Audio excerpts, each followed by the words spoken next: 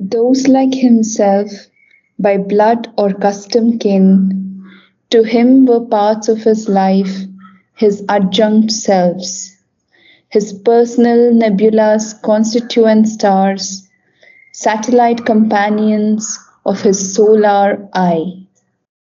Yes, constituent, constituent. Constituent. Yes. But your reading is better tonight, much better. There was only one word dropped at the end of a line, so it's quite good. Those like himself, akin either by blood or by custom, Sri Aurobindo tells us, and therefore to him were parts of his life, his adjunct selves. Adjunct here is maybe a little subordinate in position, but they are connected to him. They're joined to him in a way. Adjunct selves. And they're his personal nebulas, constituent stars, component stars. Therefore, they're satellite companions of his solar eye. Wow. Okay. A master. A master of his life's environment, a leader. You have to get that run a little better. Environment. Environment. Environment. Environment. Environment. Yes, better. A master of his life's environment, a leader of a huddled human mass, herding for safety on a dangerous earth.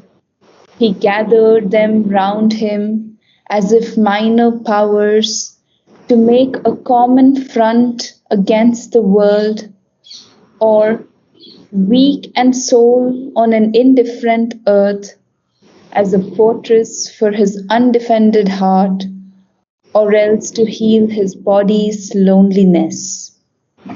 So he's gathering all these beings to make a common front against the world, or even if weak and alone on an indifferent earth, he keeps them as a fortress for his undefended heart, or else to heal his body's loneliness. So it's quite clear. Good. Now he's going to talk about others.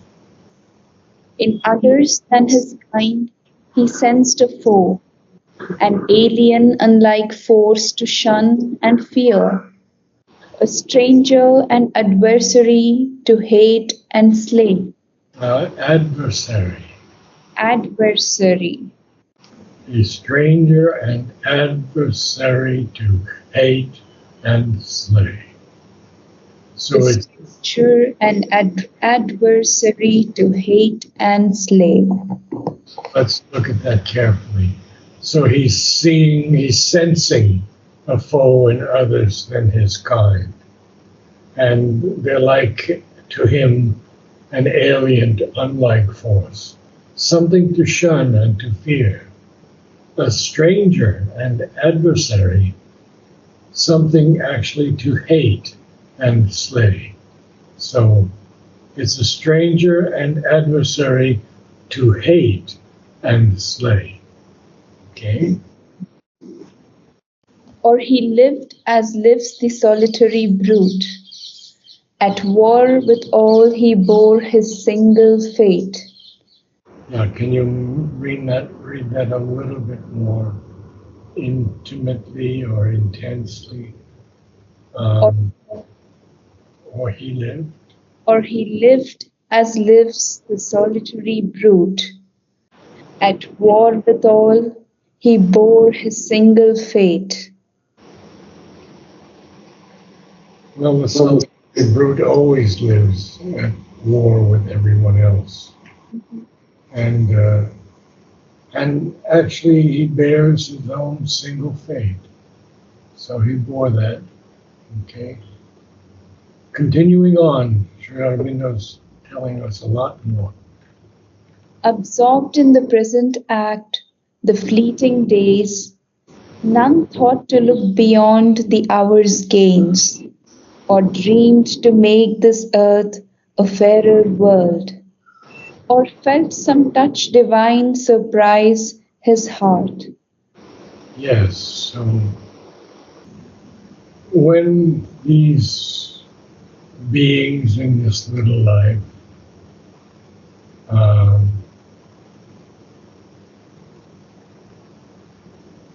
are so absorbed in the present daily act and the days that are flitting by, no one thinks to look beyond the gains of the hour or even dreams to make this earth a fairer world. What a beautiful line. Huh? Or dreamed to make this earth a fairer world, or felt some touch divine surprise his heart. Now he's continuing on. The gladness that the fugitive moment gave, the desire grasped, the bliss, the experience won, movement and speed and strength were joy enough, and bodily longings shared and quarrel and play, and tears and laughter, and the need called love. Yes, so this is very strong, isn't it? Very strong. So the fugitive moment, the quickly passing moment, gave this gladness. And they grasped desire, they grasped bliss, they grasped the experience won. And therefore, movement and speed and strength were joy enough, and bodily longing shared, and quarrel and play, and tears and laughter, and then this powerful ending, and the need called love. In war and clasp, these life wants join the all life, wrestling of a divided unity, inflicting mutual grief and happiness in ignorance of the self, forever one. Yes, they are one. They're forever one because they're ignorant totally of the self. And they inflict upon each other mutual grief and happiness, of course. And they wrestle through this divided unity. And so, in war and in class, these life ones joined the all life. And here Sri Aurobindo again is using this hyphenated word, both capitalized, all and life. Very important. So for them, this is the all life, it's everything. And they are forever one because they're ignorant of the self. Fine, carry on. Arming its creatures with delight and hope, a half awakened nation struggled there to know by sight and touch the outside of things. Yeah, you don't quite have that well enough, so let's take it again. Arming its fellow creatures, with both delight and hope, a half awakened nescience Nations, struggled there, and it wants to know by sight and touch, by the senses, only by the senses, the outside of things, not the inner nature of things. mhm, So read it again with that feeling. arming its creatures with delight and hope, a half awakened nations struggle there to know by sight and touch the outside of things. Good, good. Instinct was formed in memory's crowded sleep, the past lived on as in a bottomless sea. Inverting into half thought the quickened sense, she felt around for truth with fumbling hands, clutched to her the little she could reach and seize, and put aside in her subconscious cave. So this is this little life again. We have to continually, constantly remember her. Yes. So here's what's happening. Instinct does get formed, and the past is living on in the crowded sleep of memory, like in a bottomless sea, just way down. And inverting into half thought, the quickened sense, she felt around for truth, but with fumbling hands, and therefore clutched to her the little she could reach and seize and put aside in her subconscious cave.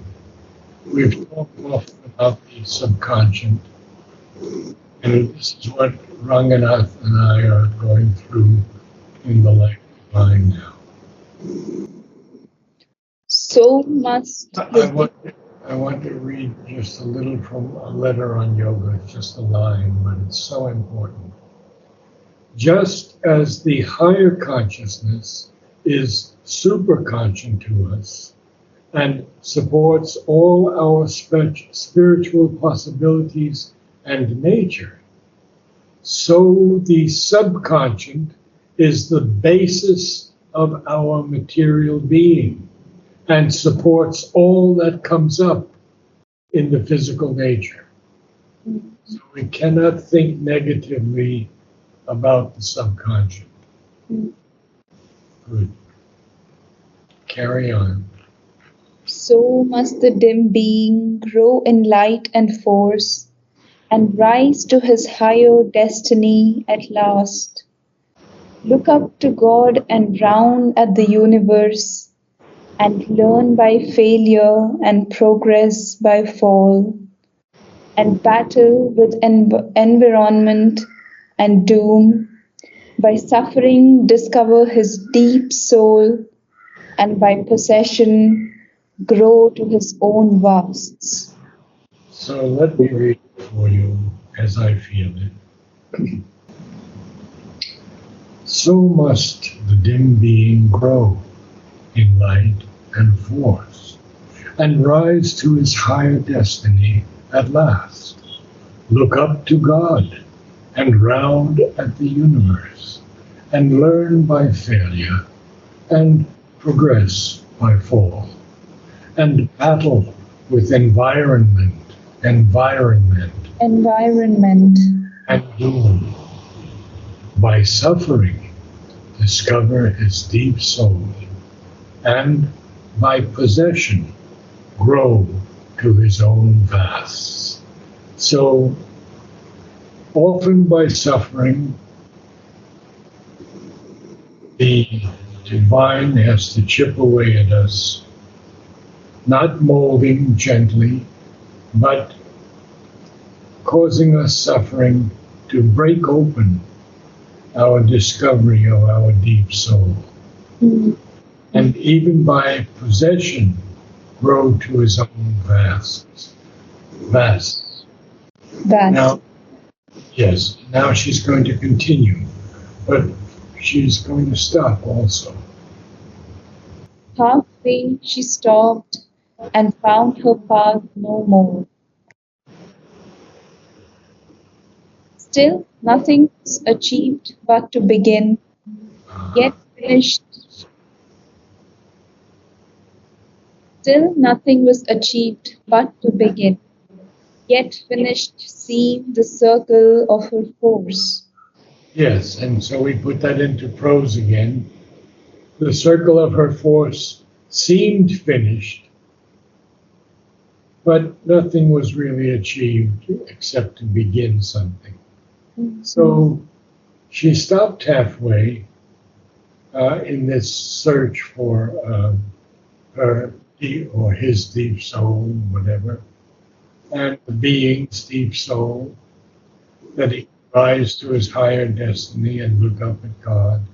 But halfway she stopped. This life force, this little life force. And she couldn't find her path anymore.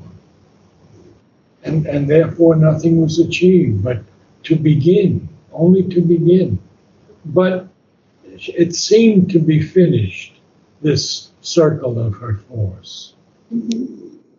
But what happened? Only she had beaten out. Only she had beaten out spark. Only she had beaten out sparks of ignorance. Yes. Only the life could think and not the mind. Only the sense could feel and not the soul. So look, we have four onlys in a row. Yeah. Only she had beaten out sparks of ignorance. Sparks of ignorance, yes, not truth, and not overcoming any ignorance, just beating out these sparks of it. Because only the life could think. This is a very low level, of course, of body, life, and mind. Only the life could think and not the mind. Only the sense could feel and not the soul.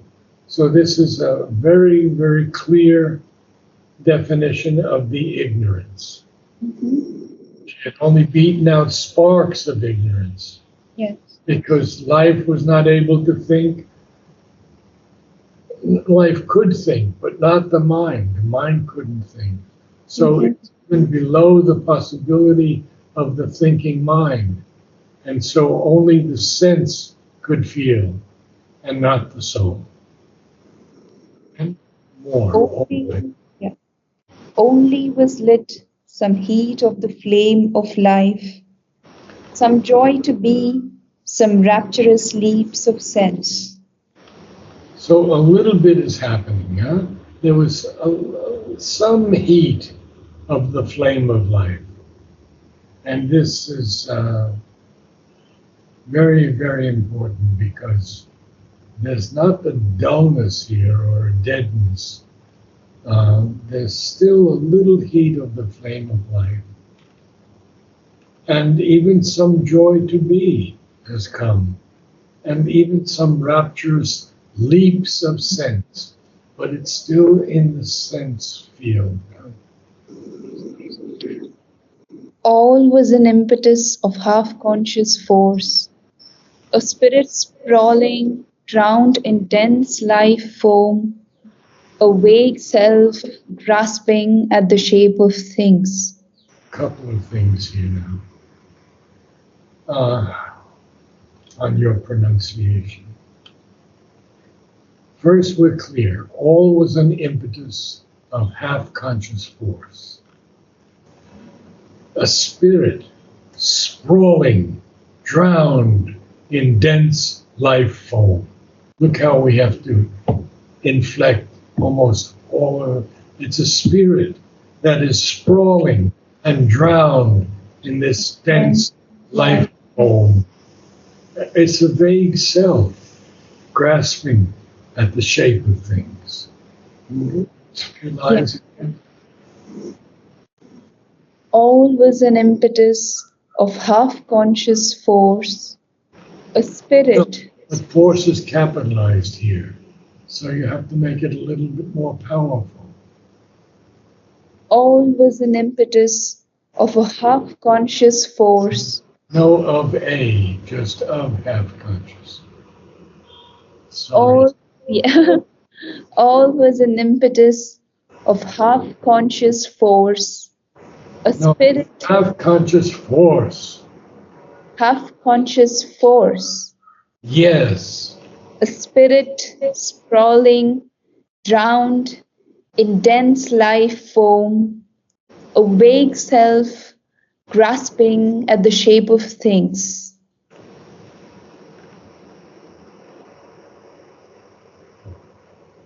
Grasping at the shape of things, not even able to hold them. Hmm. So what's going to happen next? We have a little more time.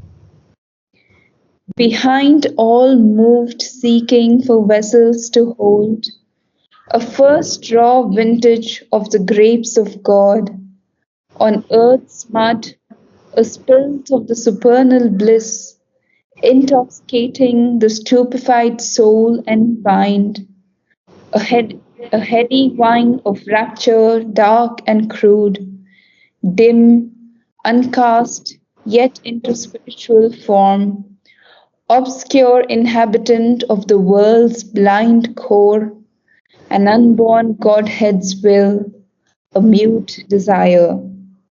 Well, you are reading a bit better, but I'm not getting the feeling of what he's telling us yet. So,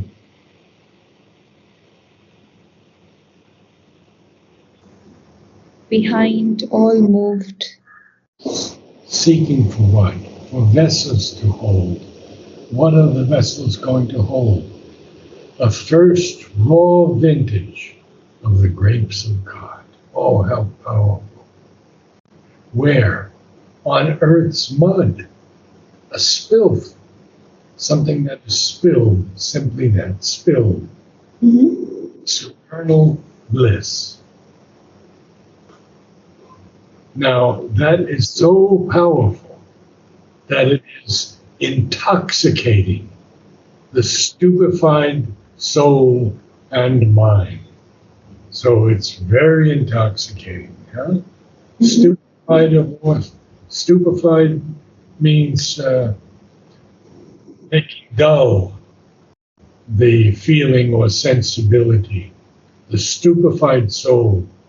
It's almost making it deprived of apprehension.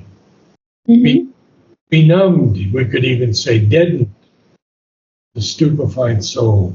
What has deadened it? Well, a heady wine of rapture. But that rapture is dark and it's crude and it's dim. It's uncast yet into spiritual form.